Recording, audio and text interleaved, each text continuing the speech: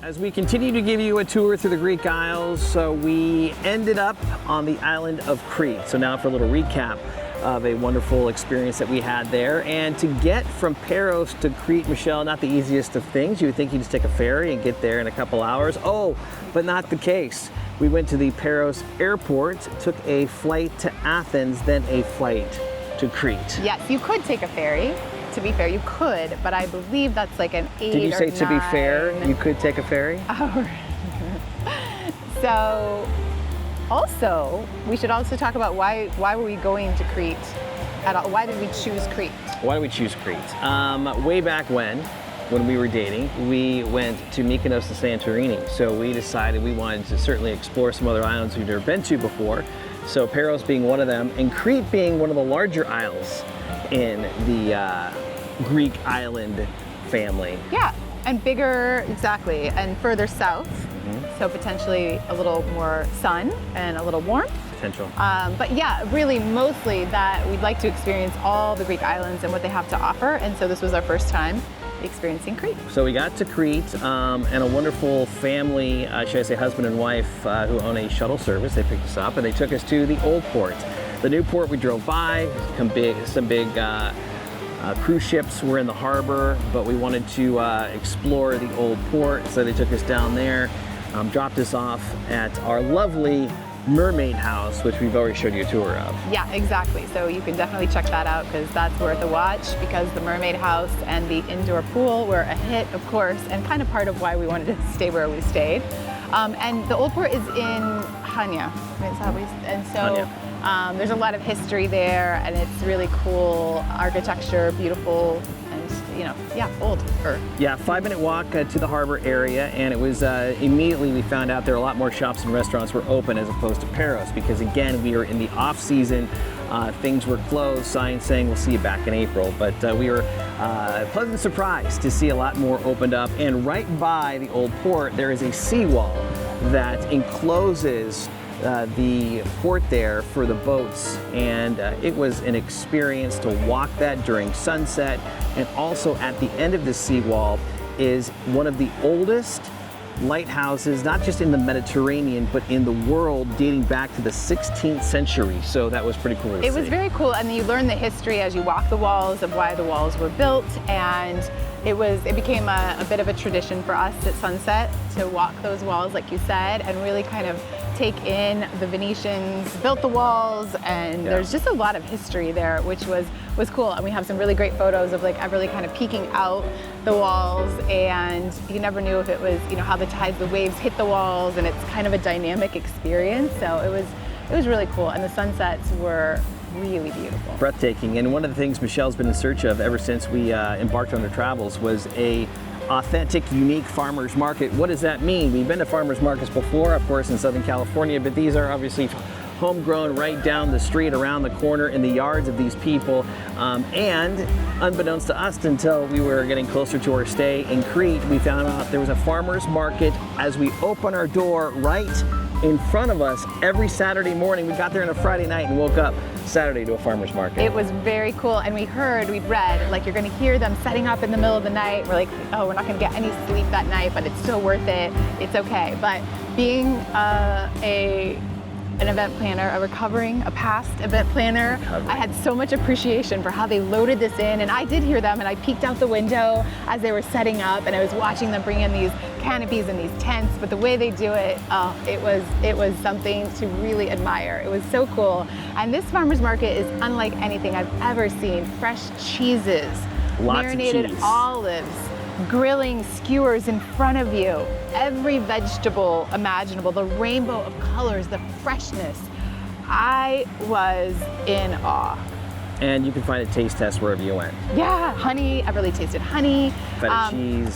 And like Kent said, one of our goals for the trip was to shop local and make a meal from what we had been able to curate that day. And so this was really one of those experiences where we could do that.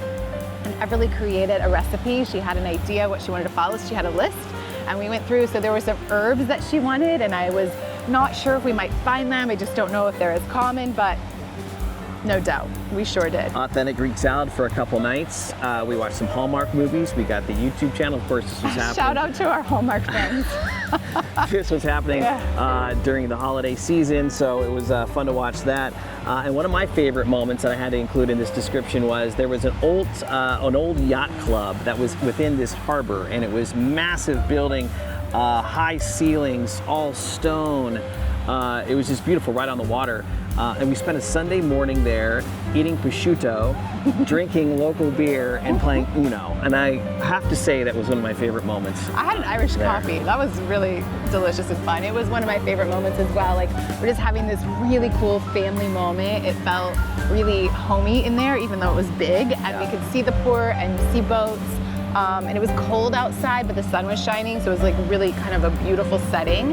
And we just played cards and we laughed and we had the best time. It's just kind of the point, right? You can still create whatever you want wherever you are, and we're in this epically beautiful place, but all we want to do is like be together and play cards. Yeah, so from the inhabited to the uninhabited, we have two parts to our stay in Crete. Stayed in the Old Ports, and then we rented a car, and for Thanksgiving / my birthday this year fell on Thanksgiving, wanted to do something a little more remote, kind of get away.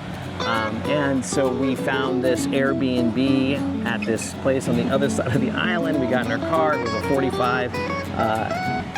So Kent drove in Greece again. Oh, yeah. Kent driving in Europe again. Go ahead. It was how long? It was what? I don't know. It was 45 minutes to get to our. They said get provisions. In Kissimmee, which is this town between the Old Port and then the other side of the island that we were going to. We're on the kind of southwestern side. In Kissimmee we stopped for provisions, and the market delivered on every level. And it said it's necessary because once you get to this Airbnb, there is nothing open and really nothing around, and they were not kidding. They were not kidding. So we get our provisions, we get back in the car, it's another half hour, 40 minutes again, winding roads. Ev was having a rough time, and rightfully so, in the back as far as getting car sick, but I'll tell you what, some of her attention quickly turned and changed when we saw a donkey on the side of the road, goats on the side of the road, chickens were going through the dirt road to get to our Airbnb. It was a drive I don't think I've ever encountered before, safe to say. This is like the perfect example of the both and the two sides of the coin, where to get to remote, which is what we desired, then you have to be willing to explore and go on these roads that you're not really sure if other cars have been on for a while, and winding and tight curves and hairpin turns on the edge of a cliff. I mean, it was a drive. It was a drive. That is for certain. So once we got to our place, it was beautiful. Again, down by the water, great sunsets, 5-minute walk to the beach. And on Thanksgiving, we ended up going down there, taking a walk down to the beach, and there is a vacant beach bar that just once again needled at us, saying this would be amazing during the summertime. The signs were still up, and the food and everything was wonderful. It was right, bar stools right on the sand overlooking the water. But of course no one was there because it's the off season. But we went down to the water, and all of a sudden we noticed there's a pool ladder that goes down into this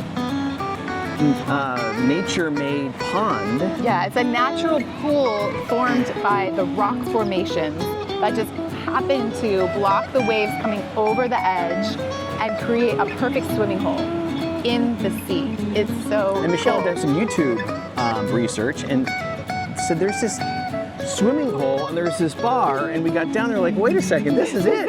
There's just nobody here. And the YouTube post was like a month early, like in October. We just missed it. So anyways, but we had it all to ourselves. And it was Kent's birthday and Thanksgiving. So we went for a swim. We went for a cold plunge. Cold plunge. Yeah, it was awesome. It was so cool. Worth it. It's actually one of my favorite moments. It was so cool. Really and then a couple days later, we came back and said, "Oh, we need to take the underwater camera and go again." And it changed completely. It was completely. The tide had come in. It was high tide. You could barely see the ladder. I mean, it changes very quickly there. But another experience that we did, we wanted to experience some of the other beaches on the other side of the island. And I want to get this right. What's Elephantis. Elephantis is known for the pink sand. Yes. I mean, legitimate pink sand on this beach. So this is a very famous beach, and we realized we were pretty close to it and decided to venture. And I mean, just you park kind of far away, but you could walk in. And as you start approaching, like the beaches just open up and you get down closer, and it is exactly what they say. There is pink sand. You mostly see it right where the waves are breaking, like on the edge of the sand, and it's pink. It's so beautiful. And that day was warm. We got in the water. Yeah, warmer. We got in the water. And you can walk to these other outlets, if you will, sandbars way out there, people walking with their coolers over their heads, going to some other spots. It was a very, very famous, and again, you could picture it being buzzing during the summertime, but there was a lot of space for us to explore, and it was a beautiful beach. Then things changed very quickly after that. This all being said, then all of a sudden we hit like 5 days of rain. Well, that day was so beautiful, and then we came back and we're just, renewed spirit of being on the beach and just feeling so great, and then the storms moved in, and boy, did they ever. Were intense. They were intense. They didn't stop. So we lost power for thunder, lightning, big waves, lots of rain. Yeah, lost power. Had to ask our Airbnb folks, who are very nice, for candles. They came back with a lantern, candles. Yeah, like a gas lantern. It was only the night before we were leaving, so we weren't sure how we were gonna get out of there. We drove out of there in the rain. And before we end this description of our second place in Crete, we have to tell you that obviously cats have been a major theme of our stay in Greece, and Crete was no exception. As a matter of fact, when you read the description of the Airbnb, they said, "We hope you like cats." We're like, well, of course we like cats, because they've been all over the place. Well, there are some resident stray cats. Barky, Orangey, as we have decided to fondly call them. I don't know what their name, if they have names otherwise, but since they were going to definitely stay and hang out with us, I really named them, and yes, we ended up feeding them. It was raining. I set up a shelter outside. Yeah, we tried to protect them. We cooked fish a couple nights.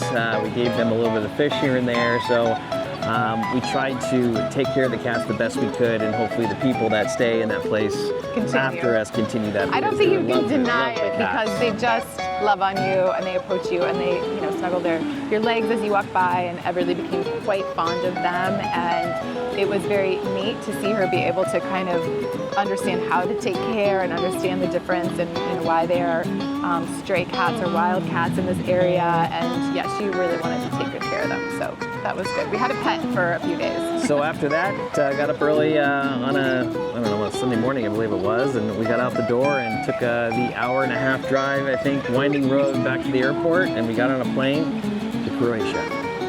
That's coming at you next. Coming up next. So we just want to thank everyone we encountered in Crete for their kindness and for letting us explore the island during the off-season, and bring you some stories, experience, and maybe some tips for your future trip as well. And we found a lot of friendshipity just kind of in our own family experience on Crete, so we'll always remember it very fondly. Yes, we will.